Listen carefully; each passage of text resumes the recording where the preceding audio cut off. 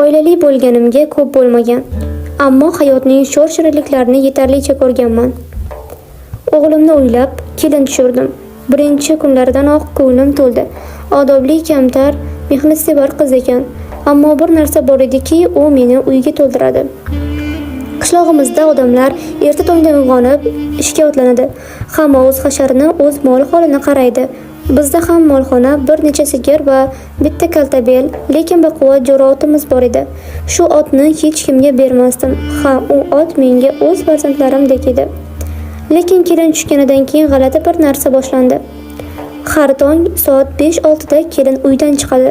Men oynadan qarab turibman. Molxona tomon ketadi. Avvaliga buni oddiy mehnat deb o'yladim. Mollarni tozalayotgandir, issiq suv qilib berayotgandir dedim o'zimga. Lekin kunlar o'tgan sari shubhalar ko'paydi. Ha, kelin har kuni boringki, har tong ot bilan nima uchundir ba'zan 2 soat molxonada bo'ladi. Keyin yelkasi so'lik, ko'zlari botiq holda uyga qaytadi. Yuzida nima bilandir kurashgan odamning ifodasi bo'ladi. Bir kuni xotinimga aytdim. Sen bor, bilib kel, nima qilyapti u molxonada? Xotinim boshda u kelin yaxshi, qilgan ishlardan nolimayman deb mening gapimni kurashga urdi. Lekin 2-3 kun kuzatgandan so'ng o'zi ham xavotirlana boshladi. Har kungi jarayon bir xil. Kelin tun ham yetarli uxlamasdan tongda turadi. Otni boshidan sipaydi, uni yechadi, suv qo'yib boqadi, so'ng u bilan gaplashadi. Ha, haqiqiy gaplashish, go'yo inson bilan suhbatlashayotgandek. Otga bir sir boy bergandek, o'zi bilmasdan ko'z yoshi qilib gapiradi. Siz mening dardimni tinglaydigan yagona jonsiz. Men bu yerda kimning dardimni aytay? Bu so'zlarni xotinim eshitgandan kuni qalbimizdan bir nima uzildi. Kelin yolg'izlikda, bir o'zi oilasidan uzoqda, muhabbatsiz. Shuncha ish qilyapti-yu, ammo ko'ngli g'amda, ot bilan gaplashadigan darajada. Bir kuni kelinga to'g'ridan-to'g'ri savol berdim. Qizim, sen molxonada har kuni nima qilasan? Otni nega bunchalik yaxshi ko'rasan? Kelin boshini egdi, ko'zlari qizargan, lekin javob berdi. Ota, kechirasiz, men bu yerda hech kim bilan gaplashmayman. Ot esa meni tinglaydi. Uni otamdan qolgan jonzot deb bilaman. Otam ot boqar edi. Bolaligimda meni olib, shunaqa otlarni tozalashga, o'ynashga o'rgatgan. Har safar otni ko'rsam, uni ko'rgandek bo'laman. Shu sabab men har kuni unga borib gaplashaman. Jim bo'ldim. Hatto ko'zimga yosh keldi. Bir narsani tushundim. Har bir insonga suyanch kerak. Kelinning oti u suyanch. Undan oladigan ruhiy tasalli. Shundan keyin kelinga nisbatan munosabatim tubdan o'zgardi. Unga yaqinlashdim, qizimdek ko'rdim, har bir ishiga ergashdim, hurmat qildim. Har bir odamning ichida yashirin dardi bor degan gap rost ekan. Oradan bir necha oy o'tdi. Kelin ko'zlarida yashashga ishonch paydo bo'ldi. Endi u ot bilan faqat yig'lamay, kulib ham gaplashadi. Hayot unga qaytib keldi. Ba'zan insonga bir so'z, bir ot, bir ta'sir kifoya ekanki, uni butunlay boshqacha insonga aylantirish mumkin. O'sha kundan boshlab kelinni endi boshqacha ko'ra boshlaganman. Ilgarigidek uni mehnat qilib yurgan kelin emas, balki qalbidagi og'riqni ot bilan bo'lishadigan inson deb qabul qildim.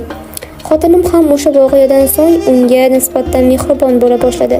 Kelin esa o'zgardi. Ilgari ko'p gapirmasdi, hozir biroz ochila boshladi.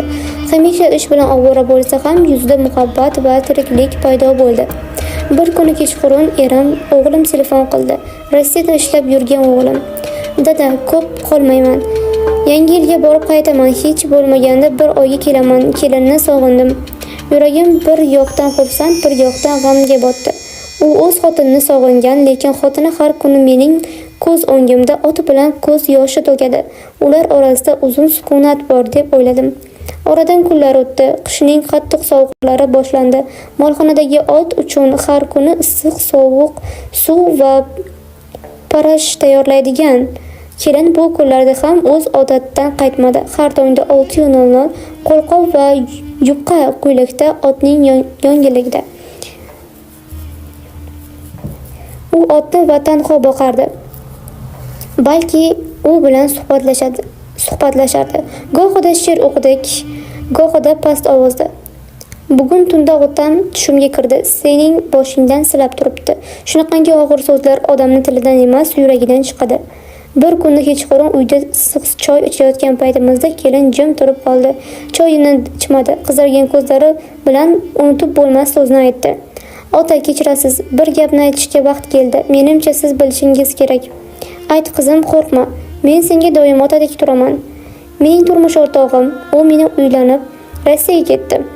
Ammo u ketishdan oldin meni sevmasligini bilardim. U menga to'yda ham sovuq muomalada bo'ldi. O'sha kunlarda boshlab men faqat kelin sifatida yashayapman, ayol emas.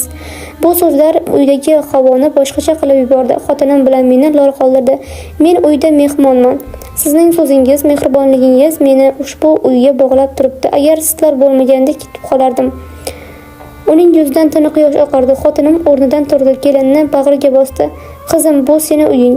Biz senga ot va onamiz. Qo'rqma. O'sha kechdan so'ng uyda o'zgarishlar boshlandi. Kelin uyni faqat ish joyi deb emas, xonadon deb ko'ra boshladi. Issiq ovqatlar, kulishlar, qishdagi hamrohliklar, hatto kelin birinchi marta qahqaha bilan kuldi. Bu uning yuragidan chiqqan birinchi haqiqiy kulgi edi. Ko'z yoshlari bilan kulishi aralash edi. Bir kecha yana otning yonida turib, "Ot, sen meni jimligimni tinglagansan. Endi menga odamlar ham kerak, mehr kerak. Men yashashni xohlayapman, sevilishni ham. Balki u qaytsa, qayta sinab ko'ramiz. Aks holda hayotni boshdan boshlayman."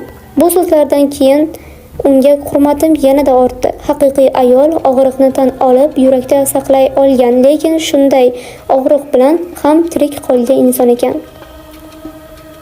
Yangi yil kunlari yetib keldi. Qishloq qorga botdi. Hamma uylarda tayyorgarlik, xursandchilik, umid. O'g'lim qaytdi. Kelganida kelin yuzida tabassum, lekin ko'zlarida savol. "Xush kelibsiz."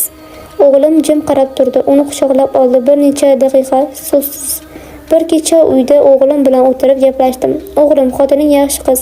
U nafaqat uyda, balki qalbda ham tozalikni saqlab yurdi. Seni kutdi, sevilishni, eshitishni, ko'rilishni kutdi. Qani endi sen ham o'zgarsang." "Dada, men ham o'zgardim. Bu safar qaytganda u bilan insonda yashayman." Bu so'zlardan keyin hayotimiz o'zgardi. Hozir kelinim ot bilan ham, oilasi bilan ham, turmush o'rtog'i bilan ham to'liq birgalikda yashayapti. Ot esa hali ham molxonada. Endi kelin unga ko'z yosh bilan emas, shirin so'zlar, tabassum bilan yaqinlashdi. Uning hayotida sukut bilan boshlangan muhabbat endi sado bilan yangramoqda. O'g'lim qaytganidan keyin kelinning yuzida tabassum ko'paydi. U ilk bor turmush o'rtog'iga endi begonalik bilan emas, tiniq va samimiy nigoh bilan qarardi. Ammo odam yuragida yig'ilgan yuzlab og'riqlar shunchaki bir kechada ketmaydi. Kelin hali ham ichki kurashda edi. O'g'lim birinchi haftada unga juda mehribon bo'ldi. Ularni kechqurun choyxonada birga kulib o'tirishlarini ko'rib, qalbim shod bo'ldi. Kelin bilan xotinim oshxonada shodlik bilan gaplashar, uyda chiroqlar kabi nur taralardi. Ammo men yurakdan bilib turdim, kelinda hali ham qo'rquv bor. U ishonishni xohlaydi, ammo qalbida yana aldanaman degan ehtimol saqlanib qolgan. Bir kecha kelin molxonada otning yonida yana uychan holda o'tirardi. Men esa deraza ortidan qarab turdim. Ot, u endi mehribon, lekin menda qo'rquv bor, balki kechirishni oson emasdir. Sengina bilasan. Men nima kechirdim? Ot hech narsa demasdi, ammo u jonzot, go'yo nima bo'lsa ham kelinning qalbini tinglardi.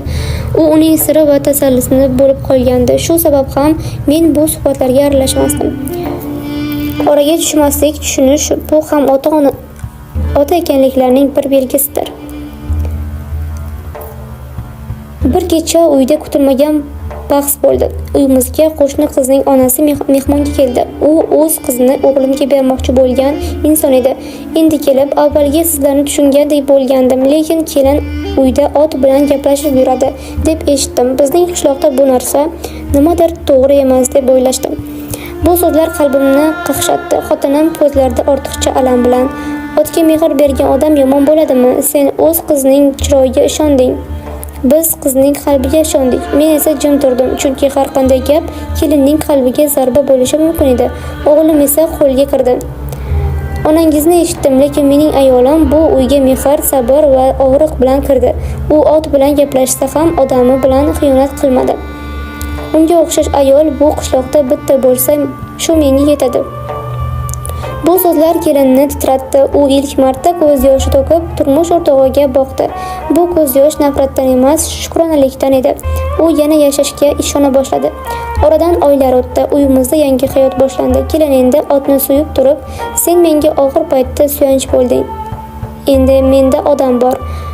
Menga quloq tutuvchi insonim bor. Senda minnatdorman. Har bir so'zda mehr bor."